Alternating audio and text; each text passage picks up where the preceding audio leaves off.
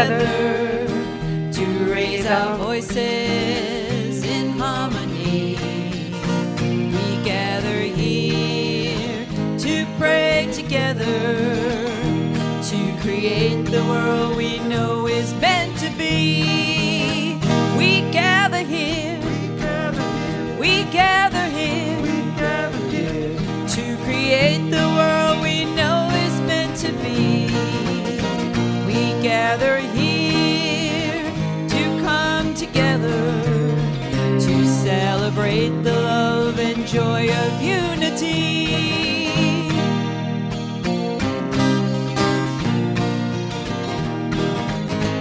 We gather here for deep connection with fellow travelers who claim divinity. We gather here to count our blessings, to celebrate the love and joy of unity. We gather here, we gather here to create the world we know is meant to be. We gather here to come together to celebrate the love and joy of unity. To celebrate the love and joy of unity.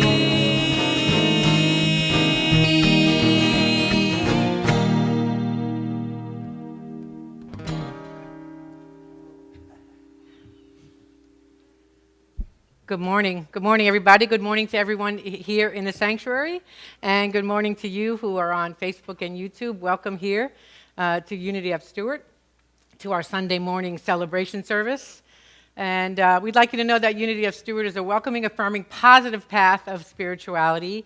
And all are welcome here. So thank you for being here with us in spiritual community. I'd like to introduce our musicians. And today we are blessed by Rowell, Donna Roselli, and Chuck Chase. And Chuck will be our special music today. He'll be... All right. And now would be the time for you all to get up and wave to those who are sharing this space with you in our sanctuary, socially distanced, of course. And for those of you at home, greet those that are with you. And welcome, everybody. Glad you're here. Hello. All right. Hello. So I invite you to please turn off or silence your cell phone. Also, please leave your mask on the entire time you are in the building, over your nose and your mouth. We appreciate that. Mm-hmm. And even though we don't have any prayer chaplains on duty here this morning, know that our prayer chaplains are holding you in prayer and our ministry in prayer. And for those of you who are here, we encourage you to use the prayer box. And if you'd like to send in a prayer box, those of you who are watching, you can send an email to prayer@unityofstuart.org. I'm going to bring up the slide.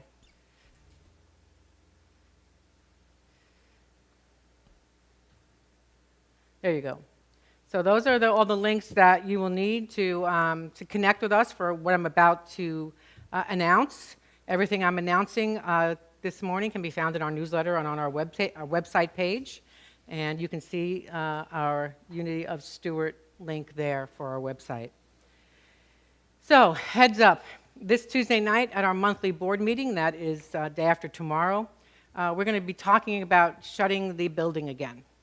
Because of the alarming rise of COVID in the country and in our state, we're going to just talk about that. And it might even happen as soon as next week if we come to a consensus on that.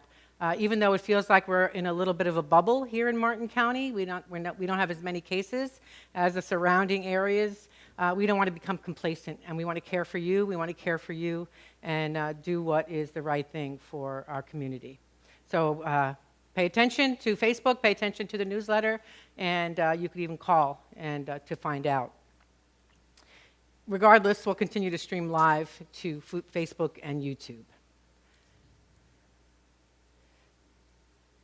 Distance healing meditation is still occurring on Monday afternoons at 4 o'clock. If you so desire, you can go on all the places I just mentioned and get the Zoom link for that, and that's with Cheryl Roby, who's a Reiki master, and she will do a guided meditation and some healing work if you desire that. Also coming up is our Interfaith Thanksgiving service. That's something we do every year with religious communities in our area, and that will be happening on November 22nd at 4 o'clock. That is virtual only, and that will be on the Facebook and YouTube page of the Interfaith Alliance of the Treasure Coast. Again, all that information, you know where to find it.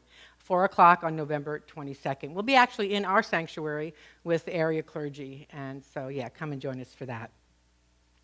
A couple of more announcements, because the holidays indeed are coming. We have a gratitude service coming up on November 25th, and that's going to be in the evening at 6:30 p.m. That is totally virtual, and that will be on Zoom. So you'll have an opportunity to see each other on Zoom, and then we'll take that Zoom live to Facebook and to YouTube, and people will be able to view it virtually, and we'll be able to see each other, those of us who are on the Zoom. Links will go out soon for that. Okay. Oh, look. It's a moment of appreciation. It's for Scott Dykema. And wait, I wanted to show you Scott. Wait, Scott, stand up. Where are you? Oh, there. Oh, wait, I have to switch the camera. Scott.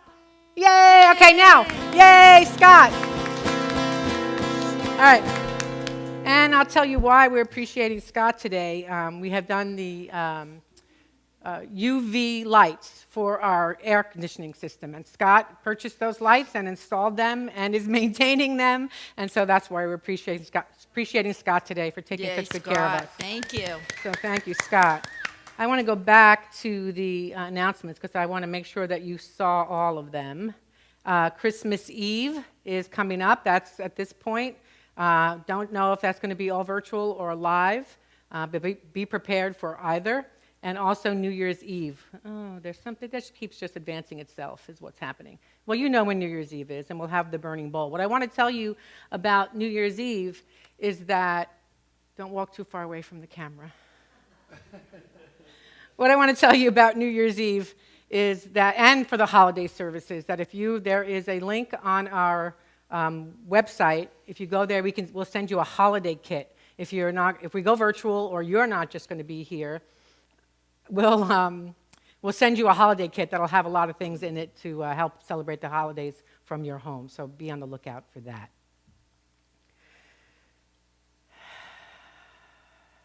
There will be a connection meeting today at 11:45, and you can find that link in all the places I just said. It's time today to dedicate our service. So I ask you, as we started this series, this is the last Sunday of our series based on Karen Armstrong's book, The 12 Steps to a Compassionate Life. And we started with, I think, probably, one of those Sundays we did the loving kindness meditation. I think it was the first Sunday. And we're going to end with loving kindness meditation today. So I'd like to dedicate our service today to loving kindness.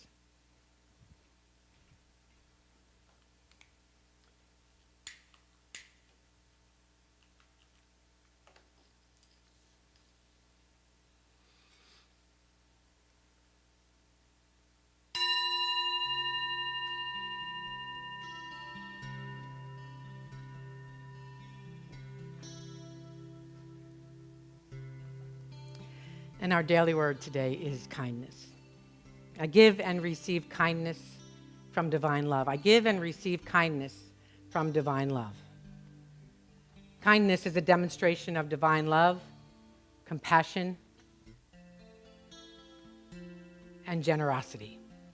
Divine love is a demonstration of kindness, compassion, and generosity.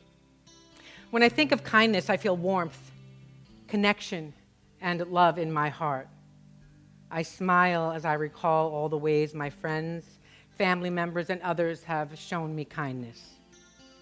I feel grateful and blessed as I relive those moments of shared kindness. Gratitude, love, and a beautiful awareness of connection fill my mind and heart as I share kindness with others. The movement of electrons through a wire creates a current. Similarly, kindness flows from person to person, creating a current of love, benevolence, and generosity. I look for opportunities to be kind because giving and receiving are essential to this current of love. I welcome with a grateful heart the kindness others share with me. Now let's take a deep breath. And settle in to this now moment, wherever you may be, whether you're sitting, whether you're lying down, whether you're taking a walk, whatever place you're in, I invite you to be open, receptive, and responsive to the activity of divine love moving through you, moving through us, elevating the vibration of our planet. Kindness is a demonstration of divine love, compassion, and generosity. And so it is. Amen. And please join me in affirming our affirmation. Together, I give and receive kindness from divine love. And once again, that deep breath. As we affirm one more time together, I give and receive kindness from divine love. And so it is. Amen. And now, as we are getting ready for a meditation, let's sing together, Be Still.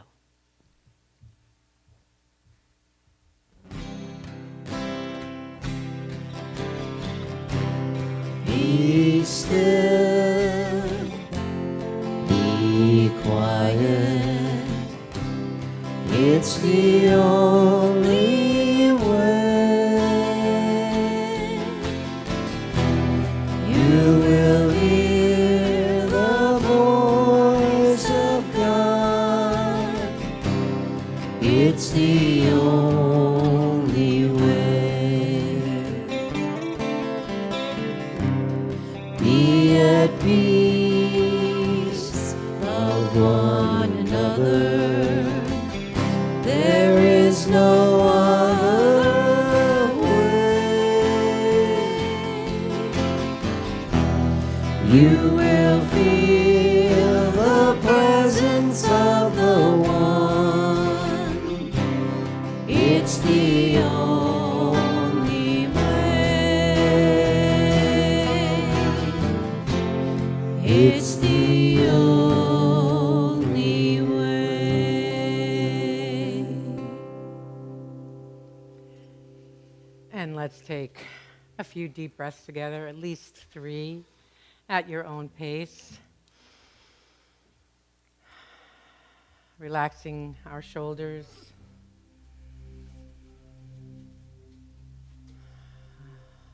Letting that relaxation move through our body. Knowing that we are supported not only in this physical space that we're in, by the chair, by the bed, by the sofa, by the ground. We are supported and uplifted.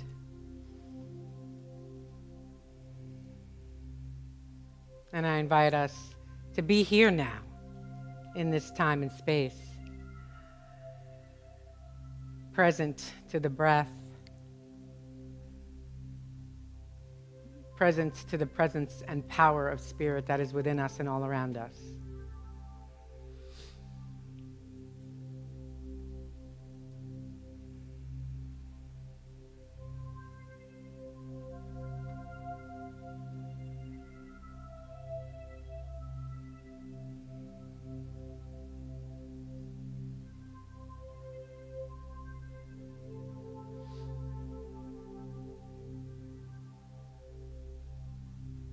I invite you to hold yourself in a space of divine love, whether that is projecting your own physical being just a little bit in front of you in your mind's eye, or just sitting in the divine light of love.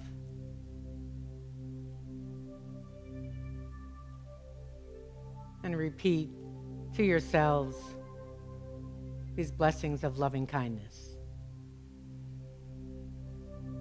May I be filled with loving kindness. May I be well. May I be peaceful and at ease. May I be happy. Breathing a deep breath. May I be filled with loving kindness. May I be well. May I be peaceful and at ease. May I be happy.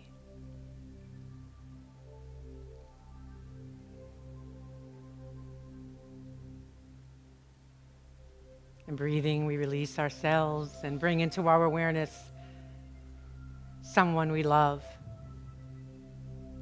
someone is dear to our hearts, or something, a pet, someone or thing that makes you smile when you hold them. And seeing them surrounded in divine light, uplifted in divine light, please silently repeat after me. May you be filled with loving kindness. May you be well. May you be peaceful and at ease. May you be happy. One more time for the loved one. May you be filled with loving kindness. May you be well. May you be peaceful and at ease. May you be happy.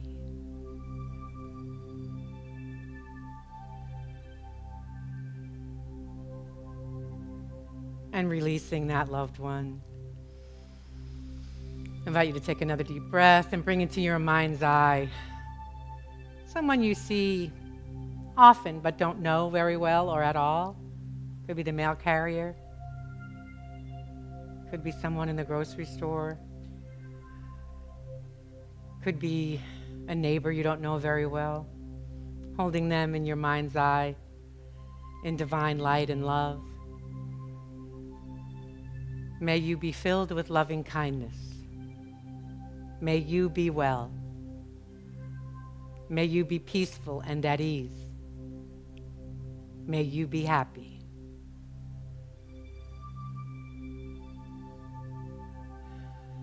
Continuing to hold that person. May you be filled with loving kindness. May you be well. May you be peaceful and at ease. May you be happy.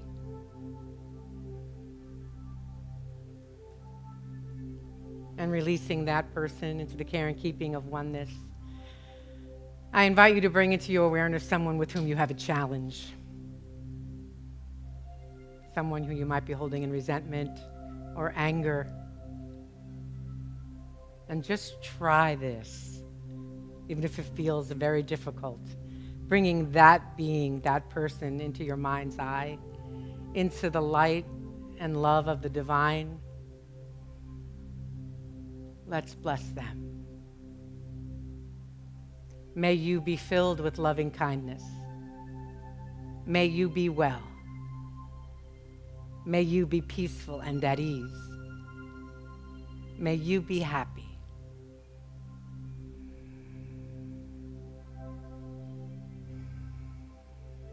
Holding that person still. May you be filled with loving kindness. May you be well. May you be peaceful and at ease. May you be happy.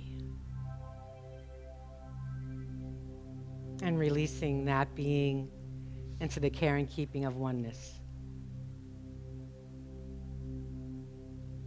One more time for ourselves in the truly affirmative manner.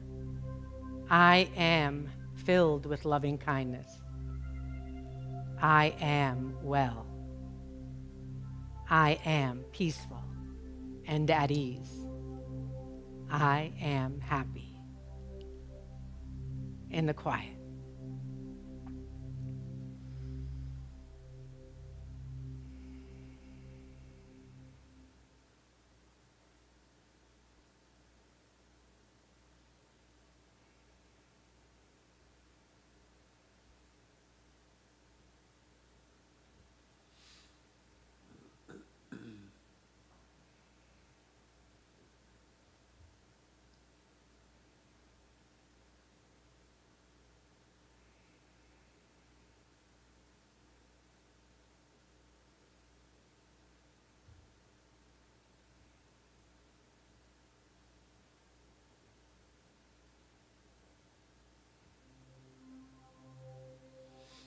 And as we have co-created and entered into this space of loving kindness, I invite you to bring into your awareness anybody else that you're holding. All of those, of course, who are on our prayer list here at Unity of Stuart. And your loved ones indeed. And if you'd like to whisper their names out into your holy space, I invite you to do that now.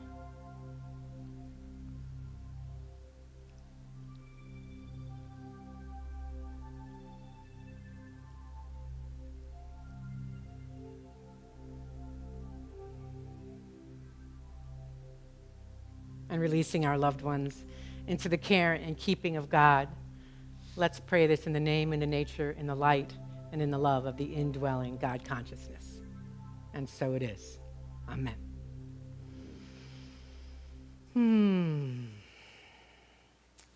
As I said, our special music today is featuring Chuck Chase, and he's going to be singing I Shall Be Released.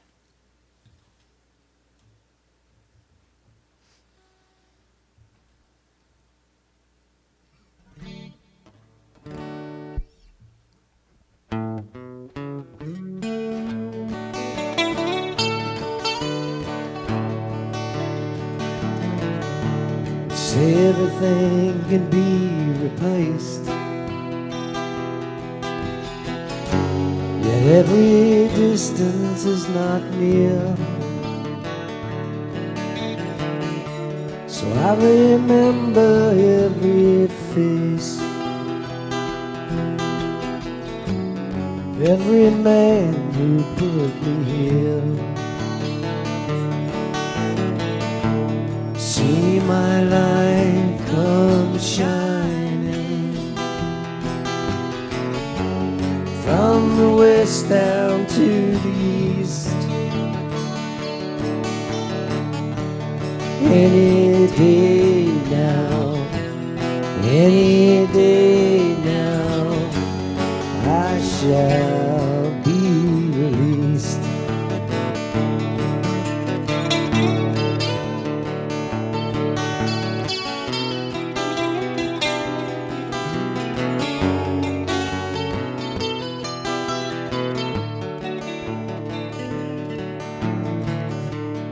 Every man must need protection.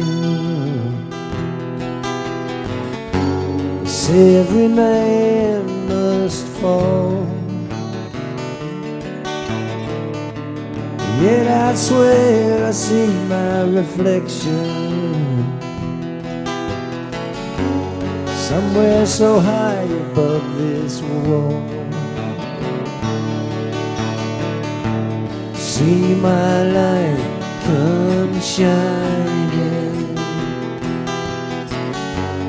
from the west down to the east. Any day now, any day now, I shall be released.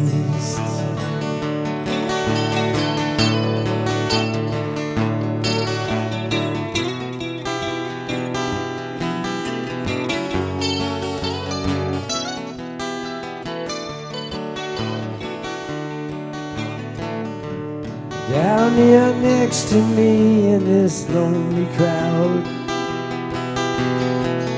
there's a man who swears he's not to blame. All day long I hear him cry out loud, crying out that he's been framed. See my light come shining from the west down to the east. Any day now, any day now, I shall be released.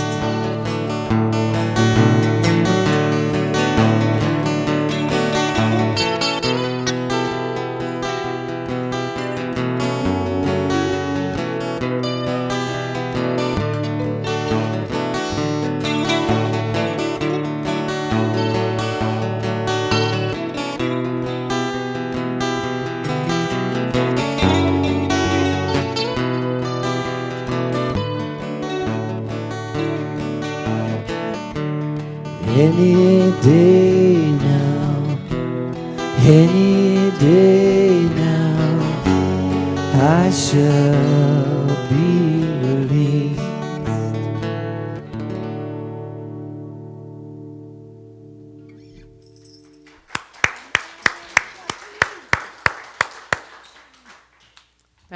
Thank you, Chuck. Thanks, Don and Donna. Now, Chuck, is that song about, what's that song about? Is it about waiting? Is it about, go ahead. Talk in the microphone. Let me just preface this by saying it's a Bob Dylan song. Yes, yes. So it's up to you to decide what that song is about. All right, well, it almost sounds like it's waiting to die, right? Right? It almost sounds like that. And I give you another interpretation, and it's, for me, it's about being released from everything that's holding me back. Being released from resentment, being released from anger, being released from carrying heaviness around with me. So I invite you to adopt that if you'd like. So, good morning to all y'all in the room, to all y'all on Facebook and YouTube. Today's lesson is the completion of our 7-week series using the book 12 Steps to a Compassionate Life by Karen Armstrong. I was looking at Diane there for a second, and you just became an author. How do you feel? 12 Steps to a Compassionate Life by Karen Armstrong. And today we're going to spend a little time on recognition and spend most of our time today on loving your enemies. So everybody take a deep breath. I know that Reverend Beth Head, who was in the room last week with Reverend Beth? Okay, good. And I didn't listen to her talk because I didn't want it to color my lesson today, but I know she talked about the aftermath of the election and malice toward none.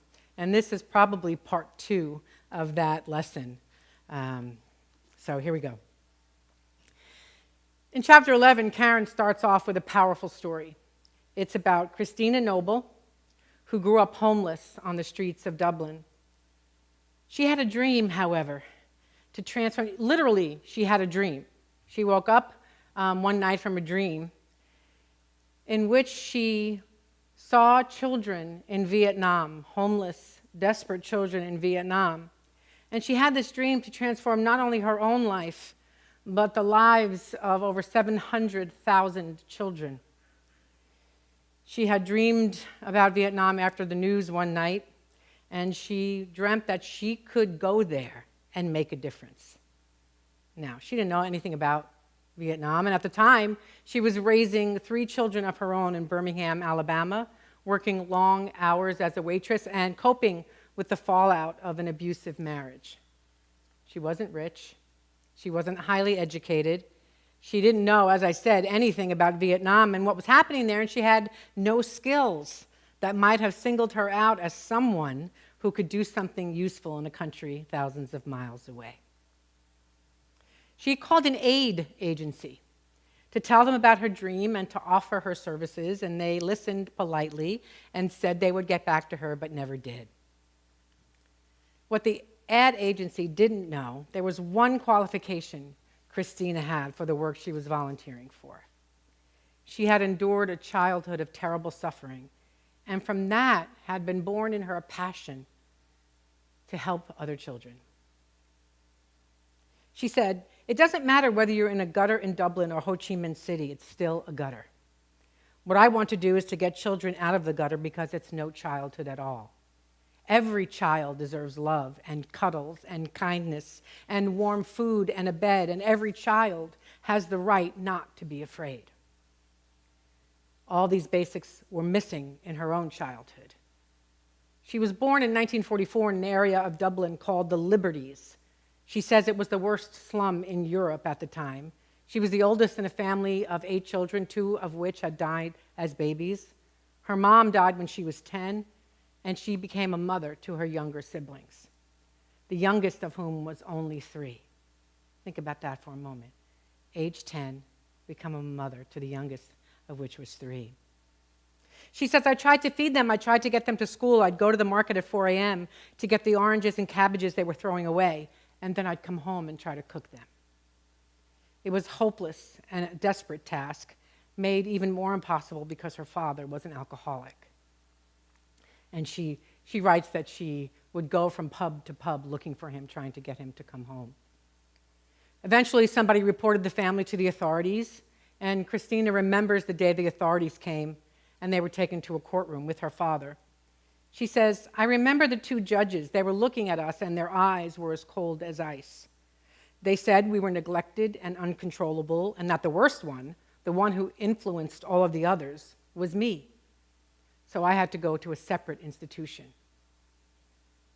She was sent to a convent where she was desperately unhappy, and she managed to escape, and for a while she lived on the streets.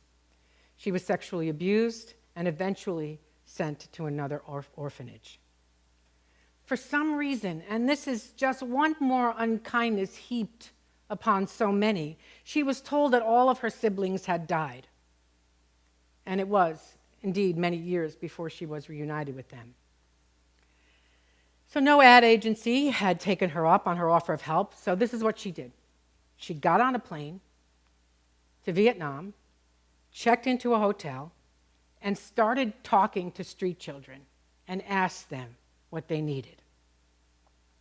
It was the most basic of approaches from someone who knew in the most basic of ways what it means to be poor and to be abused.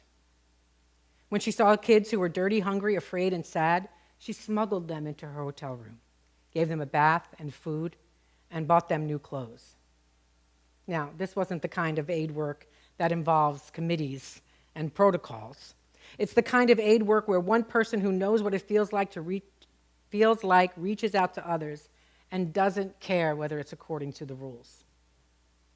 Eventually, she got backing from an oil company, of all places, which helped her set up her first center for street children, where they could get medical help, food, education, and friendship.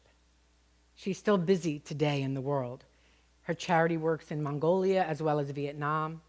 It has spread across Europe, and many hundreds of thousands have been helped to a better life because of her efforts and the charity she went on to found. She says the most important thing in life is remembering that we are all the same. We're all human beings. I'm never going to apologize for using what I learned in the slums of Dublin to help a child in the slums of Vietnam. Surely that's the best I could possibly put them to. Don't you think? Wow, right? What a story that is. After that, she founded an orphanage and followed that by creating the Children's Medical and Social Center. So this is one of the morals of the story, that even if it's just you, even if it's just one person, we all can make a difference, just one of us. You never know what you can transform into a gift that will help others.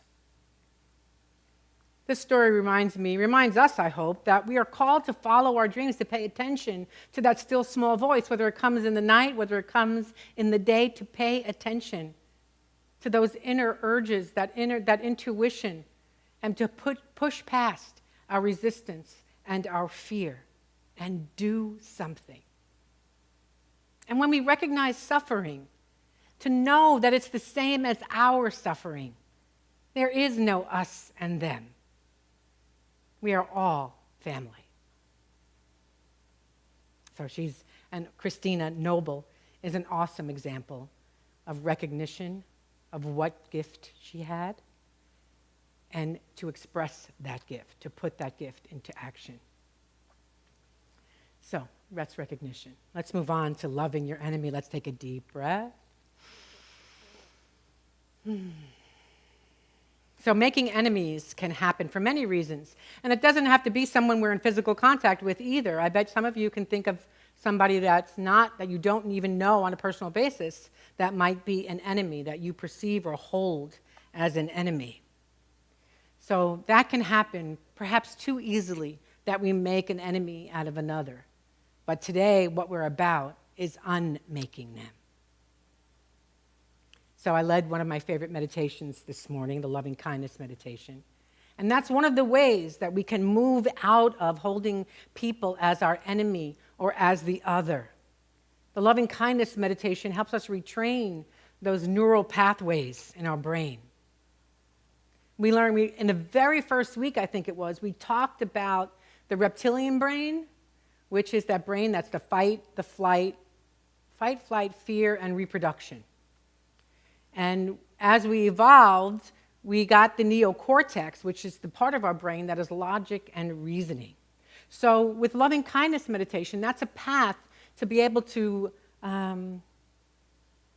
repave, maybe, our neural pathways into a loving kindness and compassionate way of being.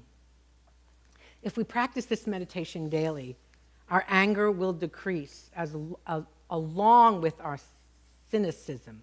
Our anger will decrease along with our cynicism. And what will increase is our love, our compassion, and our happiness.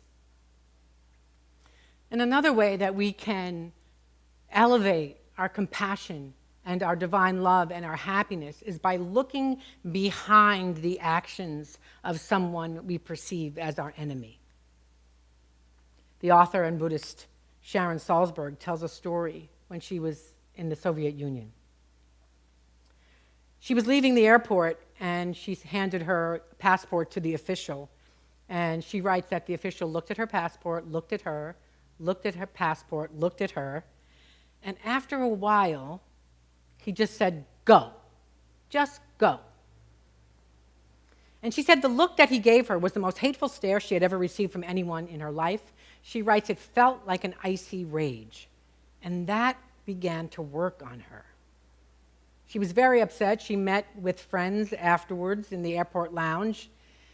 And she mentioned this to her friends, and she had this thought that she had absorbed the official's hatred and was reacting strongly to it. That in one moment, just because of the way he looked at her, she dove down into this feeling of resentment and anger. But because she has tools, all of a sudden that switched for her because she thought, if being exposed to his energy could make me feel so terrible after 10 minutes, what must it be like for him to live inside that energetic vibration all of the time? She thought that this man probably woke up in the morning and spent much of his day and maybe even going to sleep at night in this state that she had experienced from him. And then after realizing that, she began to feel compassion for him. And she recognized that he was no longer an enemy, but rather someone who was suffering intensely. Now, you may have done this too. You may have had an experience like this. It can be very helpful, and it can definitely change things when we look behind the behavior to see what the needs are, what the motivations are, what maybe the past life of this person has been.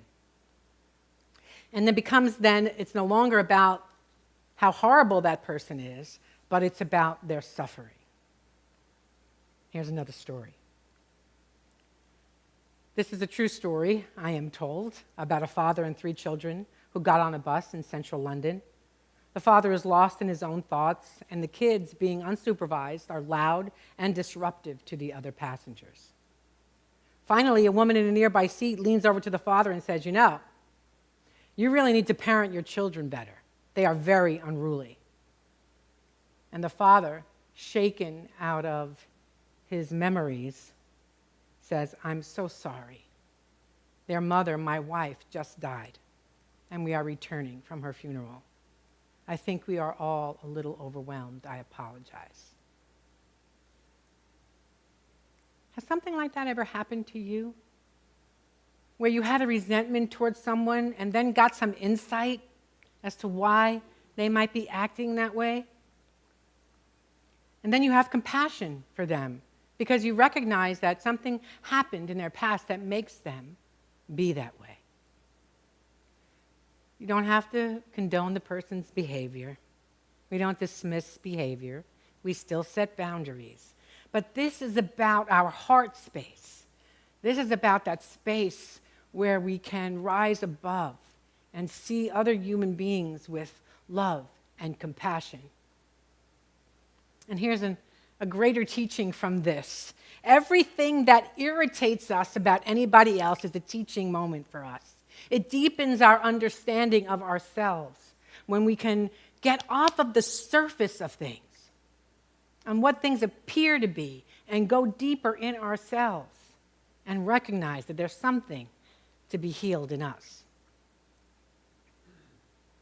Resentments, irritations are a gift as they point out where we are suffering and where we might need healing. And to do this, to practice this, we have to learn to have empathy for others without exception. And I mean it, even in today's climate, even with what's going on right now in our world, we are called to have empathy. Without exception. Ugh. You know, I was talking to one of the book studies that I'm leading, and we were talking about things happening in the world, and I mentioned that I was going to be speaking about loving our enemies this week. And I confessed that I was having a bit of a difficulty in this, as you might be too, and that it's the practice that I do, that we do, that loosens that resentment, that loosens that anger. And we can rise above it. Now, this isn't easy work, but guess who benefits when we do it? We do. You know this to be true. We benefit when we can rise up above anger and resentment and hatred. This work isn't for the faint of heart, as I have been known to say. It usually doesn't happen overnight. But it behooves us to do this work. And we take a breath and we support one another each step along the way without judgment. You know, one of the greatest teachings of our way shower and brother Jesus the Christ was to have restraint towards our enemies and to love our enemies. You know, in the Hebrew Bible, or sometimes called the Old Testament, there's a teaching about retaliation. And the retaliation, it says, is limited to take only an eye for an eye or a tooth for a tooth. You may remember or have read what Gandhi said about this. An eye for an eye makes the world blind. And at the end of his life, I find it interesting that he said he didn't hate anyone. He said he might hate the oppressive system of British colonialism, but he could not hate the people who implemented it.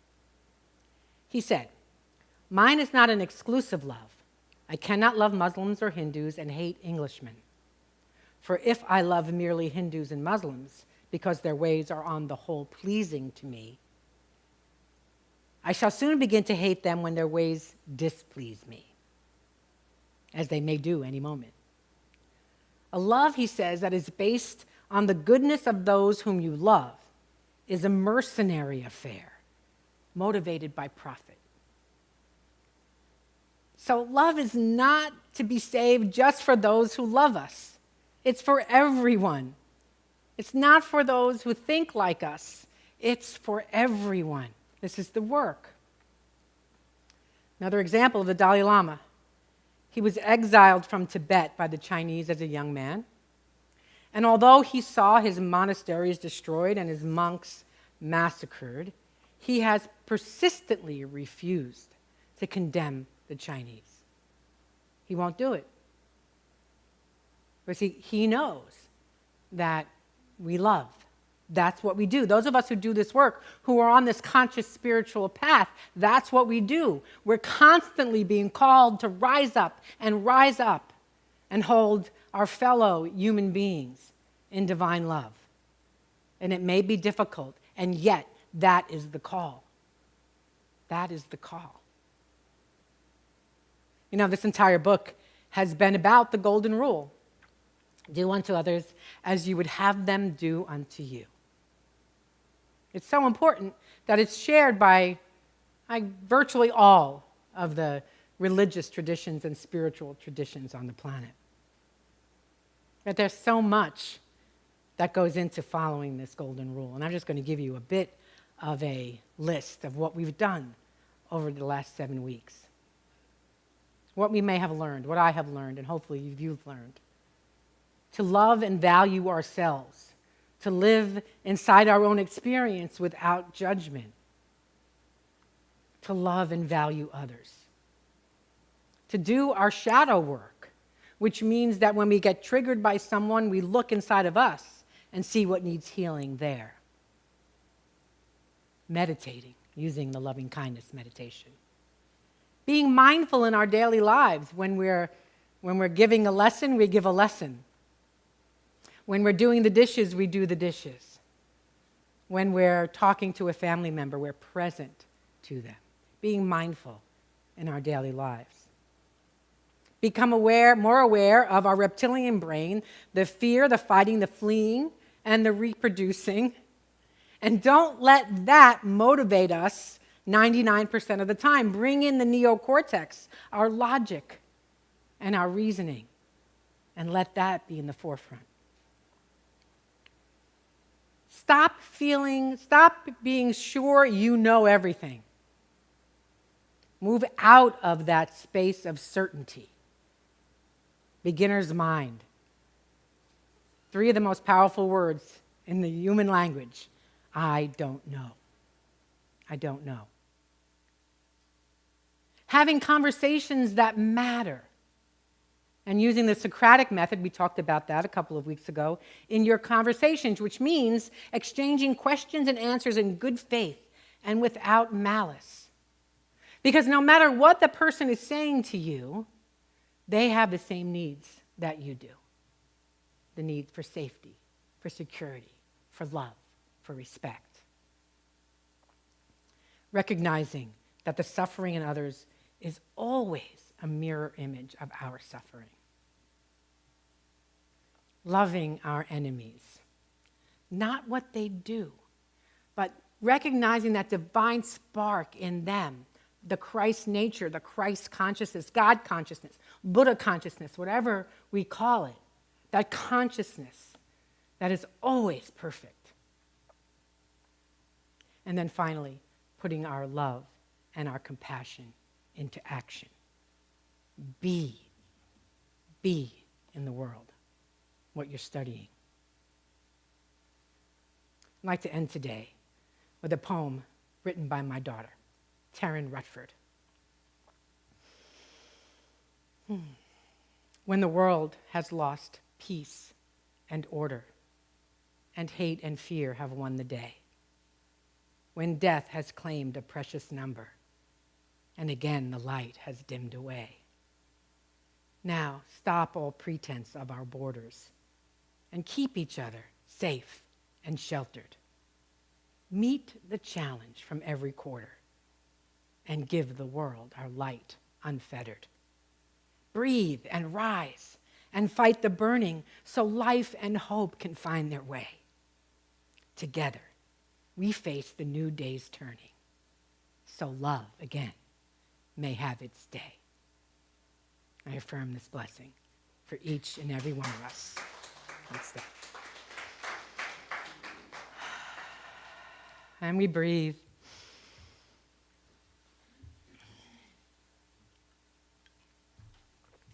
Before we move into our love offering, I'd like to tell you about a $1,000 matching grant that we have received. So I invite you to, as you're contemplating your gifts online or in our sanctuary this morning, we invite you to donate to Unity of Stuart in any amount by November 26th so that we can reach the goal of $2,000 by Thanksgiving Day. The matching grant is $1,000. So 1 + 1 = 2. And here are some ways that you can, oops, I did this. Hold on. Here are some ways that you can give to Unity of Stuart. And in your giving, if you would mark on, if you wanted to be part of the matching grant, please mark on that matching grant. For those in the sanctuary, there are offering baskets in the back. Thank you. Thank you for your continued love offerings and your gifts. Your gifts allow us to continue to do this work that we love in this world. Let us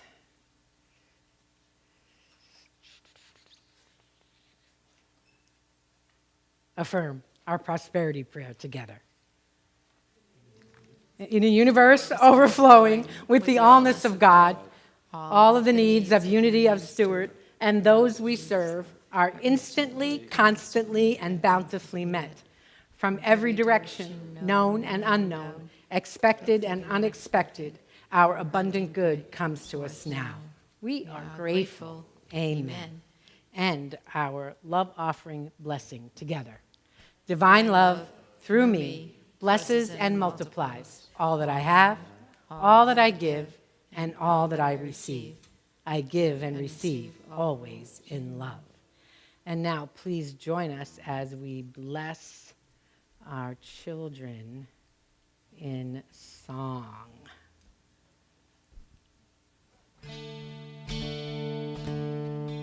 We love you. We bless you. We truly, truly appreciate you. We behold the Christ in you.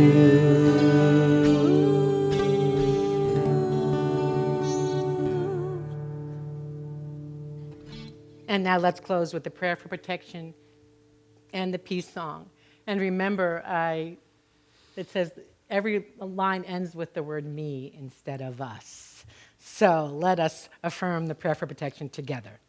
The light of God surrounds me. I am light. The love of God enfolds me. I am love. The power of God protects me. I am power. The presence of God watches over me. I am presence.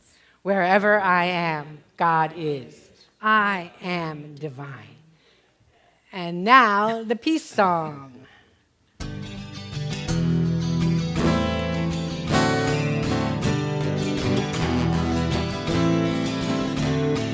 Let there be peace on earth, and let it begin with me.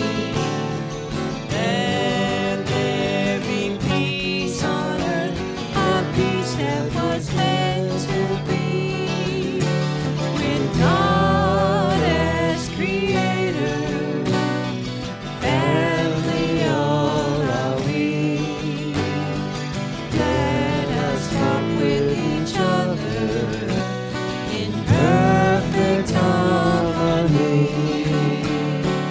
Let peace begin with me. Let this be the moment now. With every step I take, let this be my joyous vow. To take each moment and live each moment in peace eternally. Let there be peace on earth, and let it begin with me.